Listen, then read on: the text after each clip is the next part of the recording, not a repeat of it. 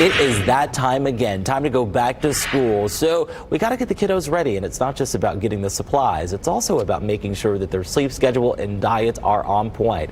And if you're wondering how you can do that, well, you're in luck. We have Amanda Pantone, who's a registered dietitian with our friends over at Community Health Network. Thank you for joining us. Thank you for having me this morning. No problem. So we've got some snacks out right now. We'll get to that in a moment. The first thing we need to tackle, bedtime, because as we go back to school, of course, it's important to get our kids conditioned for the amount of sleep that they need per night.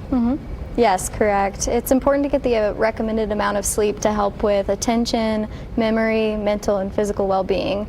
If we're not getting enough sleep, it can increase our risk of chronic conditions like obesity, hypertension, diabetes, decrease the attention and behavior problems at school. So it's very important. Now, Amanda, a lot of people may think that 8 hours is the recommended time period for all ages, but that's not necessarily true. If you look on your screen, we've broken it down for you.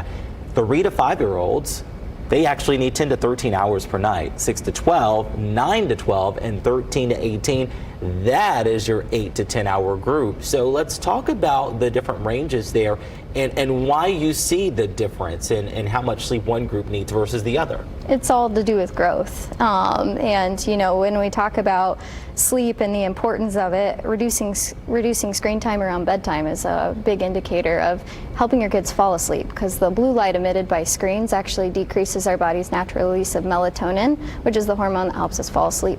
Now, what about kids that want the iPads, or they get that special light that way they can read in bed? What do you recommend for that? I think reading at night would be okay, because we're not getting that blue light, but trying to set limitations around, okay, these are the expectations an hour before bedtime, let's reduce that screen time. Any recommendations for parents to help kind of get the devices away from the kiddos? Any incentives maybe? Yeah, I would say using the old school alarm clock rather than allowing phones to be used as the alarm, to just help encourage, let's keep the phones in the living room or in the kitchen, and setting that expectation, I think, is important. Great advice. Now we get to talk about my favorite part, the food. Now, snack choices are everything when it comes to the kiddos. You can't just give them what they want. It's all about what they need. But you've got some tasty options that may do both here. Right.